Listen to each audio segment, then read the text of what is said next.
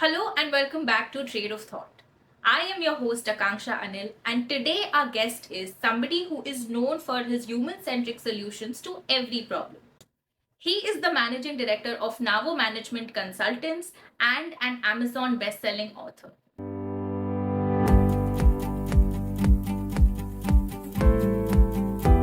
It's an absolute pleasure having you on our show.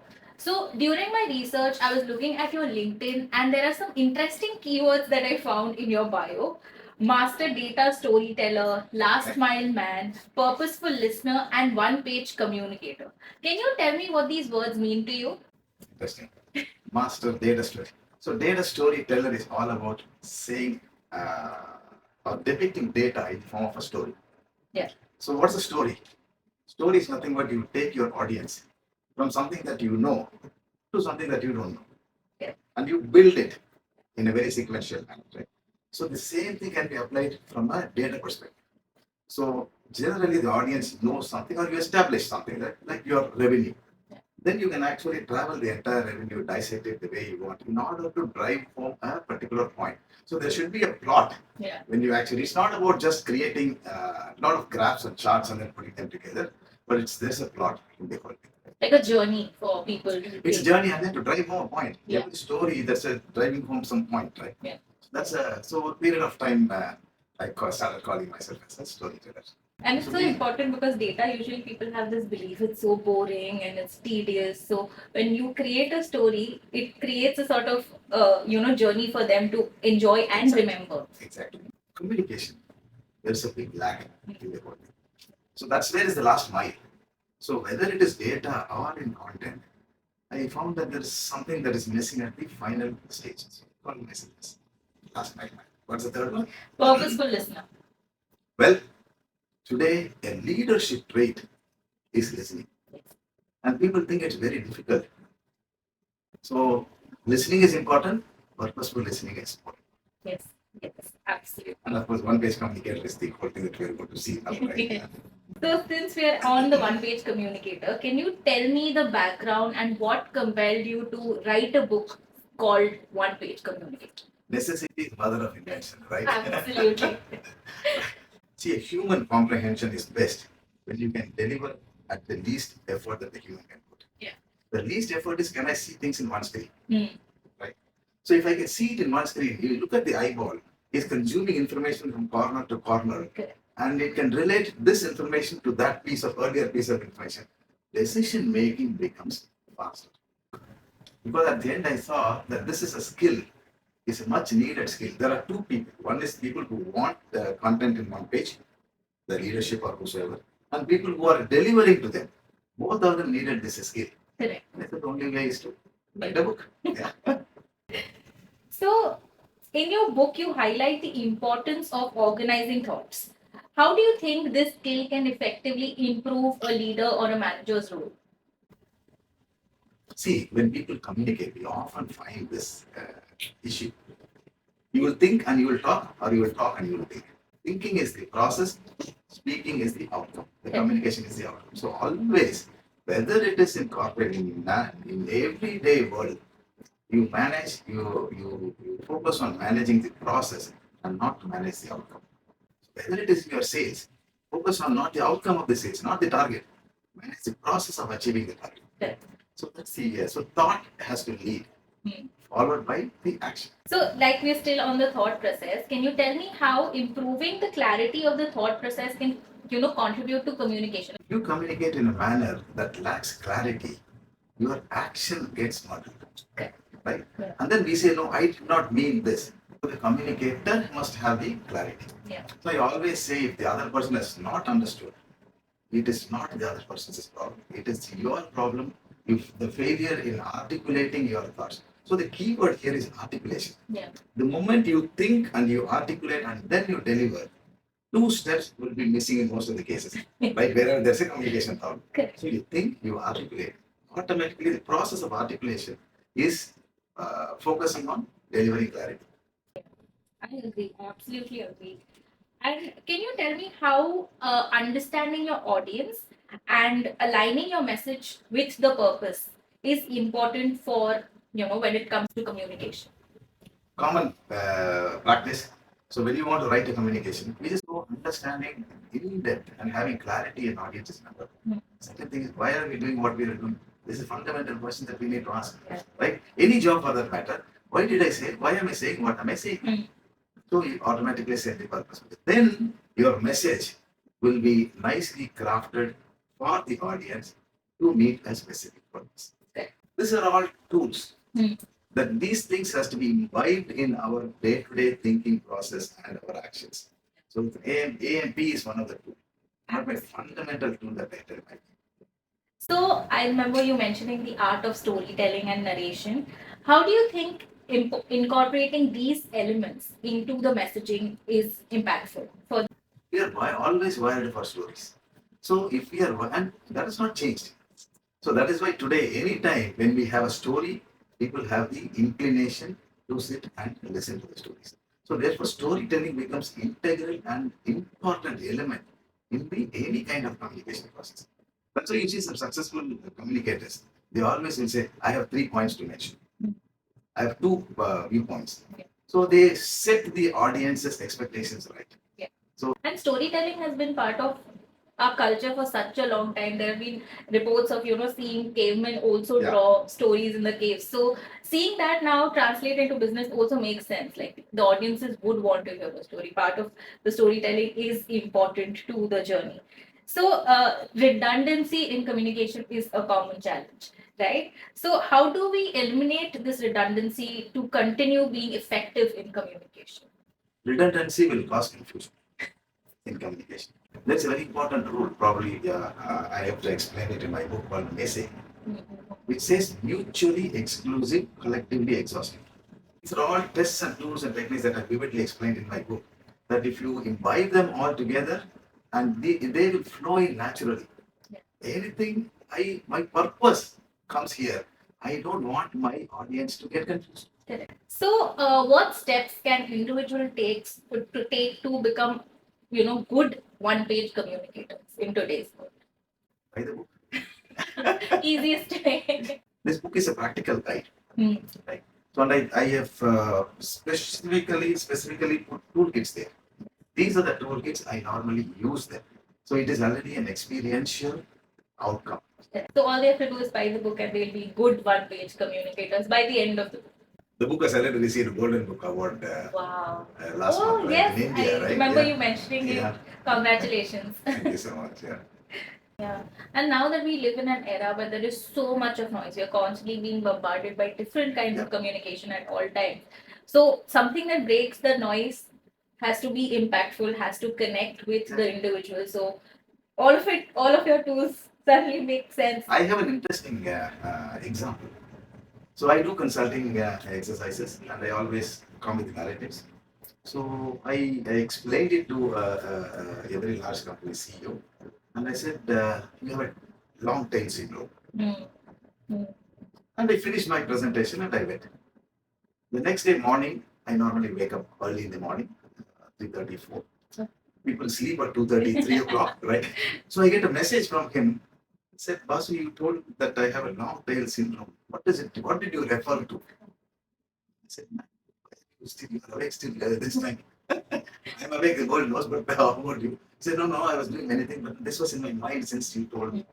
See, this is the hook. Yeah. I placed the hook to draw his attention on something that you know ABC analysis.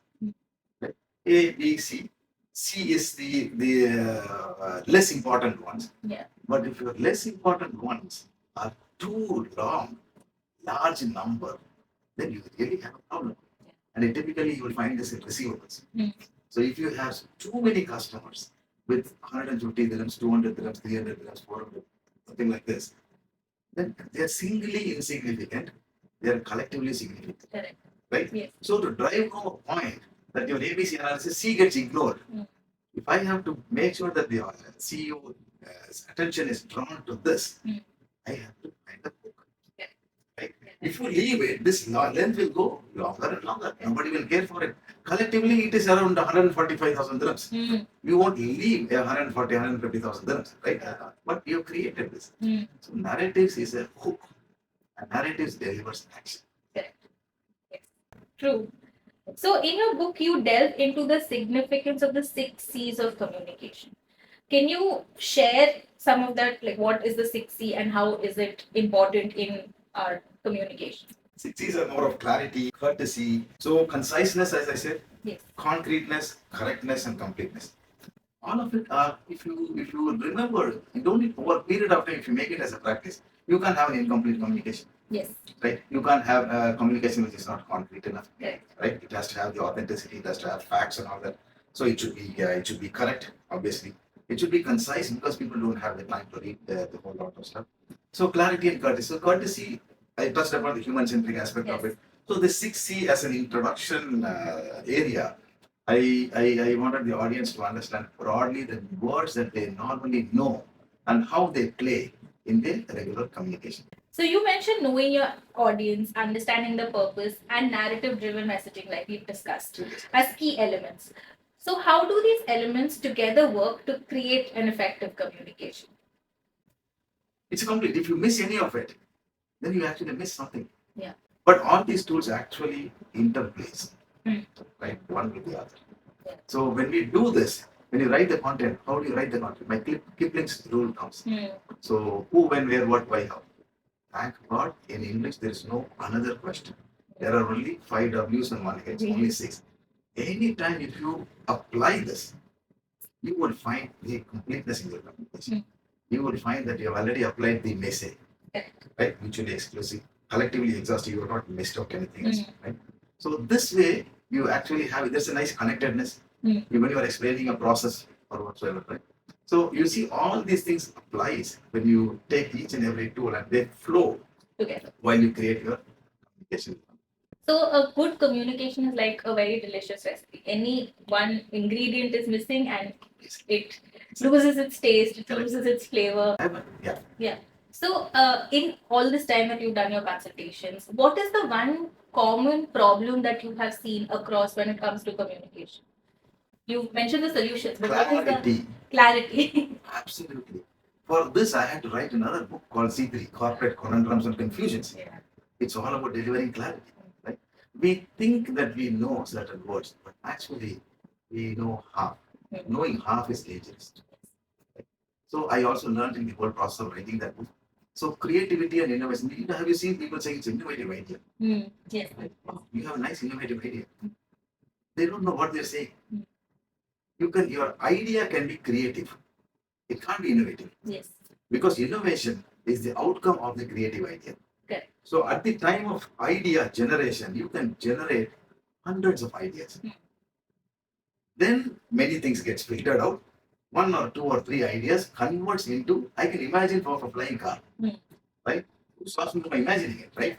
But if I can deliver a flying car, that is innovation. Correct. Imagination is not. So therefore, we are understanding, are you running a creative session or are you working towards innovation? Here it is all about action. Correct. Here it's all about generating, thinking and generating it, right? So we need to understand the difference between these two, but we don't. We say, oh wow, it's an innovative idea. You see where the problem is? Yeah. So consistency and innovation. Again, there's an issue. You need to know where you need to apply consistency, where you need to drive innovation. I've heard so many times people saying innovative idea. It's very commonly used. And this is so interesting now. I'll remember that. It's not an innovative idea, it's a creative idea. Innovation is yet to come. Yeah. So communication as a word itself is so big. Like there are different types of communication, there are different modes of communication. So can you tell us the importance of communication, especially internal communication within the company, and how important or the role of corporates in managing that? Yeah, as you said, there are various forms of communication, right? Your mother, a parent talking to a child is a communication. The teacher, student is a communication. So when you come to the corporate world, then you can split it into 2 kinds of communications. One is corporate talking to the customers, which is the external communication, for which we have completely traditional industry, which are your traditional ad agencies and PR agencies. They've been doing the job for decades. What was a challenge was the internal communication. When we say internal communication, even whether it's communication to their own distribution channel, they are all part of the internal communication. Right? So here is where the corporates have been facing challenges. And they have been doing it in their own fashion. nothing was done in that space. Yeah. So until some kind of direction was set in with the use of PowerPoint and all that, and then we used it and we abused it, right? And then we go and then deliver a 75 slider presentation. We find this research companies come and then present, which is a 75 slider. Yeah. I can't understand the seventh slide and then I can't relate it to the second slide. So this is where a need came that we go and streamline internal communications. And that's nothing but we bring in all these other things that we generally discuss about human-centric approach, understand your audience, understand why we are communicating, what we are communicating, and so on. So all the toolkits that I've used in my these things comes into play to make your communication internally effective. At the end of the day, your business result is based on how well your team has understood the goals, vision, and values, and all that stuff. Right? Yeah. So that's the most critical thing. Again, this is your process. Hmm. The result is output. Yes. So manage your process, and communication becomes very Yeah. essential. Thank you so much, sir, for being part of our show, and it was an enlightening episode for all Thank of you, us. Akanksha. And we hope to see you soon in another episode. And quickly, can you just show your book to the audiences so that they know which? Well, yeah. So this was my book that we are talking about, which is an Amazon #1 bestseller, as well as this received the Golden Book Award last month. I had to write a whole book in terms of people who are using generative AI. All this book is focusing on how to ask the question right.